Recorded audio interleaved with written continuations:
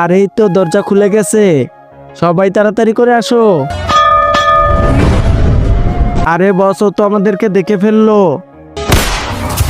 আরে চিন্টু তাড়াতাড়ি আয়। আরে চিন্টু দেখ, এখানে দেখি পুরো স্বর্ণের পাহাড়, আর এক্ষুনি এগুলোকে বস্তায় ভরে ফেলি। চিন্টু এই দেখ আলাদিনের চারাক। হি হা হা হা, হুকুম করো মেরে আকা, আমি তোমার 3টি ইচ্ছা পূরণ করবো। ঠিক আছে জিনি।